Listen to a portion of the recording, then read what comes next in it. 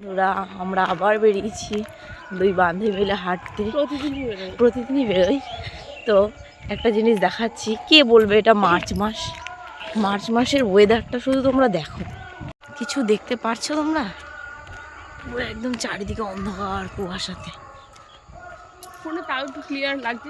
হ্যাঁ, ফোনে তাও যদিও বা একটু দেখা যাচ্ছে, কিন্তু সামনে থেকে কিচ্ছু দেখা যাচ্ছে না, এতটাই কুয়াশা। তো এইরকমভাবে যদি ওয়েদার চেঞ্জ হতে থাকে তাহলে বড্ড মুশকিল, তাই না? গাছপালারও, মানুষের, চাষিবাসীদেরও অনেক ক্ষতি।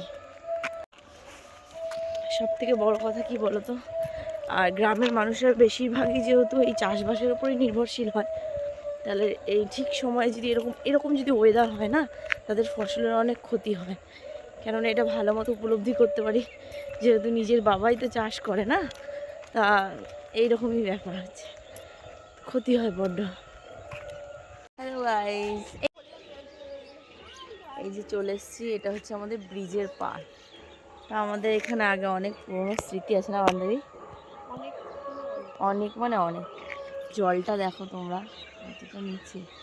আগে যখন মানে বর্ষাকালে যখন বর্ষা হতো না, জলটা ঠিক মানে এই পয়েন্টে চলে আসতো, এই পয়েন্টে নয়, ওই নিচ পয়েন্টটাতে চলে আসতো।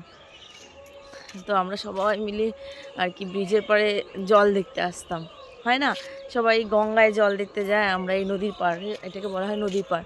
আর এই নদীটার নাম হচ্ছে বেহুলা নদী।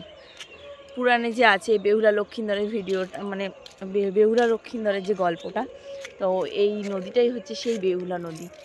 তা আমরা আসতাম এখানে জল দেখতে, ভালো লাগতো। পুরোনো দিনগুলো সব মনে পড়ছে। আজ বান্ধবী, পুরনো বান্ধবী কি নতুন বান্ধবী? বান্ধবী তো বান্ধবী হয়, ছোটবেলার বান্ধবী, বড়বেলারও বান্ধবী। হ্যাশট্যাগ ছোটবেলার বান্ধবী। ভালো লাগছে, শীতও করছে, কিন্তু এই কুয়াশাটা কিন্তু সেই শীতকালের কুয়াশা না যে খুব শীত করবে, শীতকালে যেমন কনকন করে ঠান্ডা শীত লাগে, সেরকম কোনো ব্যাপার নেই। ঠান্ডাটা কিন্তু অত নেই, কিন্তু কুয়াশা আছে।